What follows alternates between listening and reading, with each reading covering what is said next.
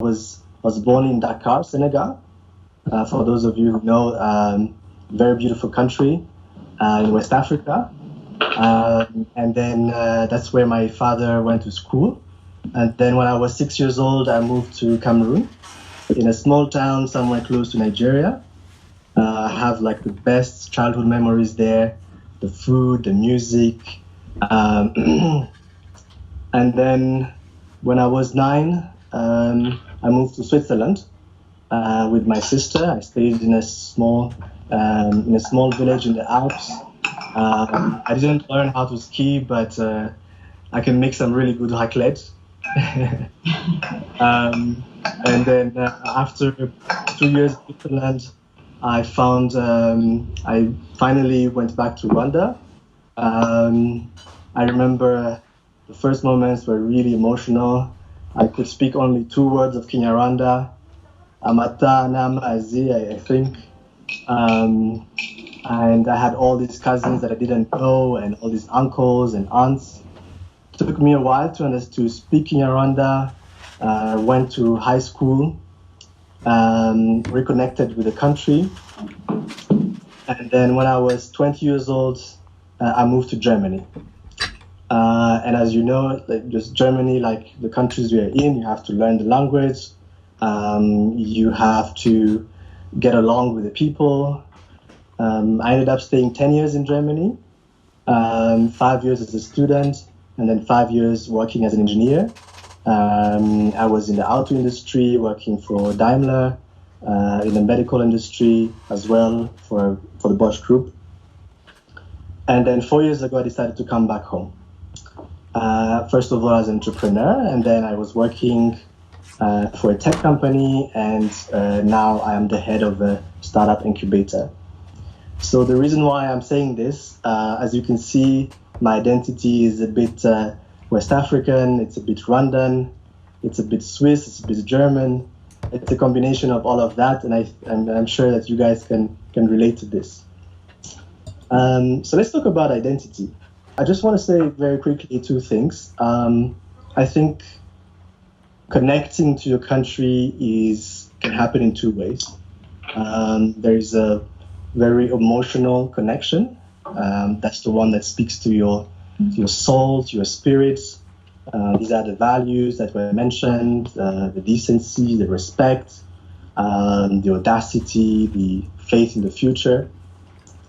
And then there is a more practical connection, I would say. That's the one that feeds your body. That's the music you listen to, that's the food you're eating, that's the way you decorate your house. So all of these things are more tangible, things that you can feel, touch, smell. So I want to explore something with you. Think of your life as a design project, and you are the designer of your life. When you think like that, the first thing that may come to your mind, or the first question you might ask yourself is, do I want to stay in the Nordics, or do I want to move back? Now, I think that's a very personal decision, and sometimes we tend to look at it in a very binary way. It has to be one or the other. Personally, I think that if you decide to come back, nobody stops you from going back to where you are after 5 years, living there for another 10 years, maybe going to somewhere else in the world. So that's one. You're not stuck anywhere. The second thing is, even if you decide to come home, there's a high chance that you get an activity that makes you travel around. I have friends that are in art, in business, in government here in Rwanda, but they are constantly traveling, a conference in Dakar, a science exhibition in Cape Town, a business trip to Dubai. So you're not stuck here. You would be based in Rwanda, and in fact, you may have like the first company I was working for, I had Japanese colleagues. I had to travel to the Middle East. So Rwanda is actually your home, but it's your base, right? The third thing is because of this new pandemic, there are new possibilities that we didn't explore before. I have a few friends who came back from the US and from Canada. They were here for vacation. And guess what? They decided to stay here and started to work remotely for the companies they work for. So that is now becoming possible. I personally work for a German organization that is based in Berlin. And I work with them like remotely on a daily basis.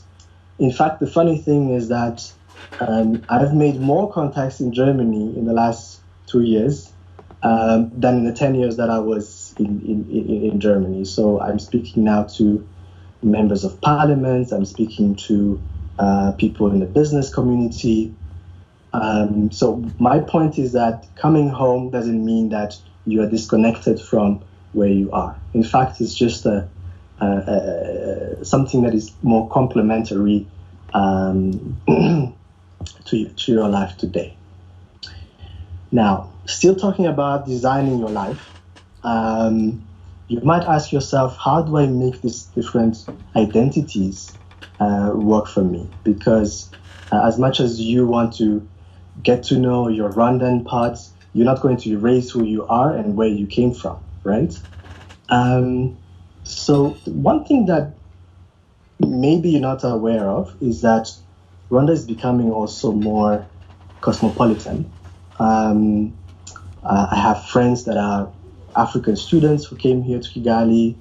I have friends who are German, French, Belgians who came to start their own businesses here.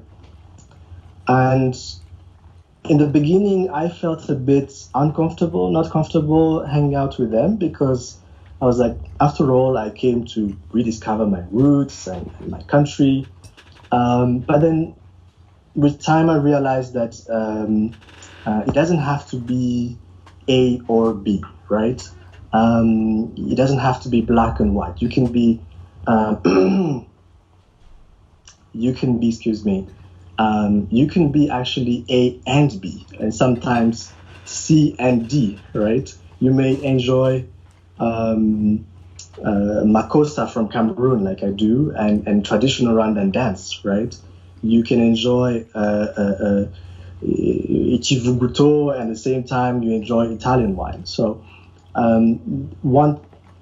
it might sound like a contradiction to some people, but the way you design and the way you combine these things and make it work for you is very personal. It's about your life, and this is something that you can also do in Rwanda.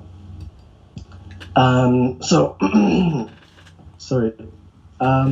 One thing that I also realized with time living here is that my identity grew also beyond the things that we just mentioned. For instance, my sense of fulfillment. I just last week I took the road to Bugesera, and I realized that the road was actually built by a neighbor of mine that is a civil engineer. And then before I knew it, I got also flashed by a radar. That was not so funny. and that was actually a friend of mine as well who actually designed this radar and installed it. So you get to see every day the result of your work and the work of your friends, of people that you're around with, and that is a sense of fulfillment that I didn't experience when I was in Germany. The second thing is maybe thinking big. I remember coming here, starting my business, and wanting to do a Rwandan product for a Rwandan audience with a Rwandan customers. And I realized that Rwanda today is actually innovating in a lot of ways. I'll give you one example. There's an event I went to at Marriott last year, and it was an award ceremony. And when I looked around the room, I think we were just 3 Rwandans in the entire room. Why? Because it was the event organizers were from Côte d'Ivoire. The people that were being awarded were from West Africa. The speakers were from, I can't remember. So Rwanda today is like a platform where people come from all over the world, and they actually use Rwanda as a place to do their things. Now imagine what you can do as well if you, let's say you want to make pineapple juice and export it to Djibouti. How about you, if you don't find the pineapple in Rwanda, you can import it from Côte d'Ivoire. You can package it in Rwanda. You can sell it somewhere else.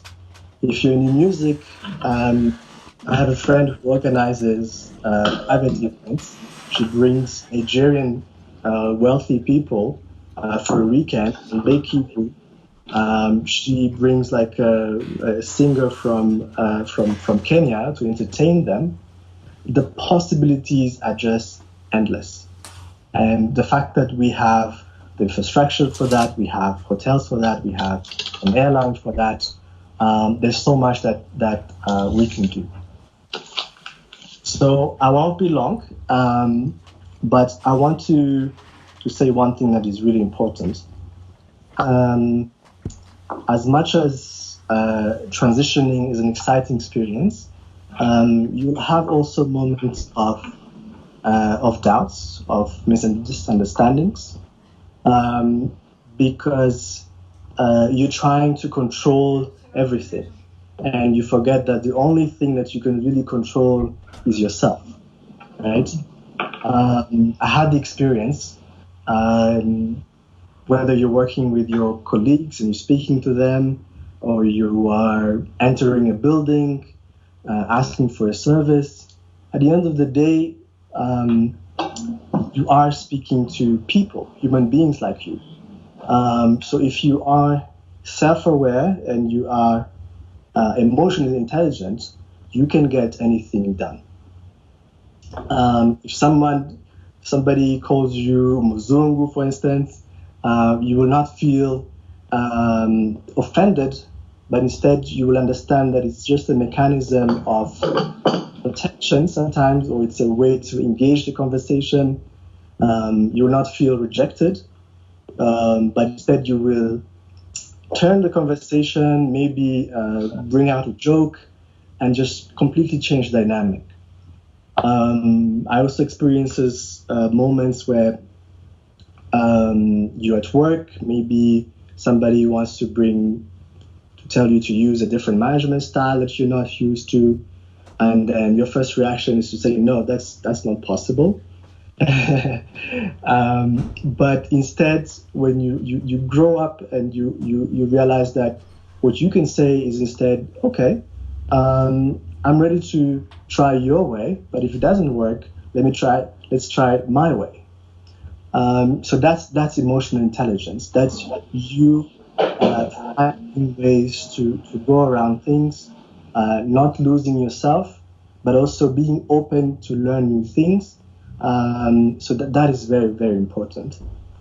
So if there is one thing that you should keep from my talk, is that your greatest asset when you come back home is not your bank account or the amount of diplomas that you have, but it's really your emotional intelligence.